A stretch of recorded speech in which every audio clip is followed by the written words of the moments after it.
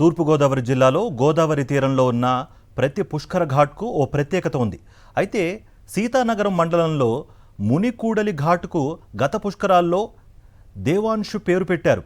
చంద్రబాబుకు దగ్గరవ్వాలనే ఉద్దేశంతో స్థానిక టీడీపీ నాయకులు ఎంతో విశిష్టమైన శ్రీ అఖండ గౌతమి గోదావరి స్నాన ఘట్టానికి దేవాంశు పేరు పెట్టారు.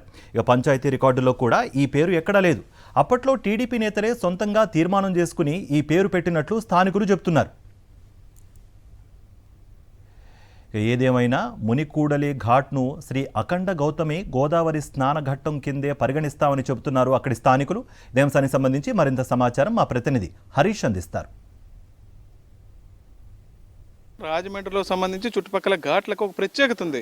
ఒక్కొక్క ఘాట్ పేరు కూడా ఒక ఆలయం పేరు మీదో లేదో దేవుడి పేరు మీదో పుణ్యమూర్తుల పేరు మీదో ఆ పేరు పెట్టి ఆ ఘాట్లో పుణ్యస్నానాలు ఆచరించడం ఆనవాయితీగా వస్తుంది. గోదావరి పరివాహ ప్రాంతంలో ఉన్న 50కి పైగా ఉన్న ఘాట్లలో కూడా ఏదో ఒక ప్రత్యేకత ఉంది. అదేవిధంగా రాజానగర్ నియోజకవర్గ పరిధిలో సీతానగరం మండలంలో కూడా ఘాట్ ఉంది.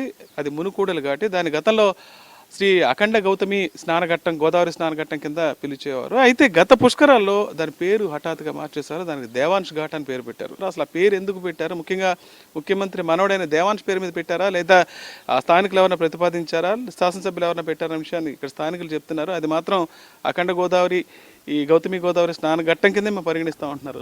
పుష్కరాలలో గ్రామస్తులందరూ కమిటీగా పెట్టి చేసుకున్నప్పుడు కొంతమంది ఏదో కావాలని చెప్పేసి ఆ పార్టీ సానుభూతి పనులు ఎవరో చేసిన పని కానీ అధికారంగా అయిన తీర్మానం కానీ ప్రజలంతా ఏకంగా కలిసి చేసిన తీర్మానం ఏం కాదండి. కానీ పూర్వం తెలిసిన వాళ్ళంతా కూడా అఖండ గౌతమి గోదావరి స్నానం ఘట్టం చెప్పి చెప్తారండి. దేవాంశ ఘట్టం ఏదైనా చెప్పరు. ఉద్దేశంతో పెట్టారు. ఇప్పుడు ముఖ్యమంత్రి గారి మనవడని ఉద్దేశం ఆ పార్టీ ఉన్న కార్యకర్తలు ఏదో అలాగని పెట్టుకుంటారని గ్రామస్తులంతా ఏకంగా చేసేది. దానికి అంత దశకం కూడా చేసే పని పుణ్య స్నానంలో చేసేటప్పుడు ఆ శివుడి బొమ్మ కూడా పెట్టడం జరిగిందండి. అప్పుడు అప్పుడు ఏదో కొంచెం ఇష్యూ జరిగింది. ముగ్గురు పిల్లలు గోదావరిలో మునిగిపోతే కొంచెం ఆ విధానం అంతా కొంచెం అలా ఇది చేసి హాస్పిటల్ అంటే కొంచెం ఇబ్బంది అయింది.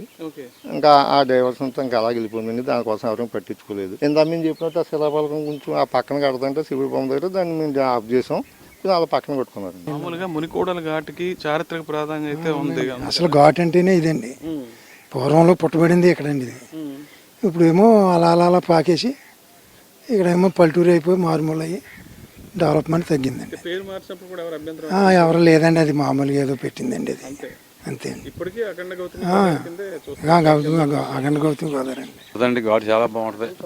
పనులు అన్నంగా ఒబ్బడిగా చేయాలండి. దీనికి పనులు గ్రామస్తులు అందరూ కూడా ఆ 12 రోజులు కూడా ఇక్కడే ఉంటామండి. వచ్చిన జనానికి సౌకర్యాలు గట్రా అన్ని బాగా చేస్తామండి. చేస్తామండి. మొత్తం 2 వర్గాలు ఉన్నా 2 వర్గాలు కూడా కలిపి చేస్తారండి.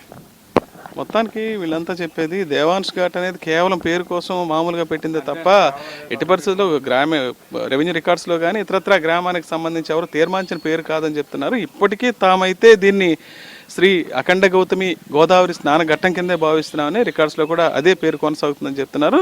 అధికారులు కూడా రెవెన్యూ రికార్డ్స్లో ఉన్న పేరునే ఫాలో అవుతారు ఖచ్చితంగా. అయితే స్థానికంగా ఉన్న 2015 పుష్కరాల్లో కొంతమంది పేరు పెట్టడం, దాన్ని బోర్డు మీదే ఉంచడం మాత్రం జరిగిందని గ్రామస్తులు చెప్తున్నారు. మనుకోళ్ళ నుంచి విజయస్మృతిక సరీష్ ఫర్ సాక్షి న్యూస్. మరిన్ని అప్డేట్స్ కోసం ఛానల్ను సబ్స్క్రైబ్ చేయండి.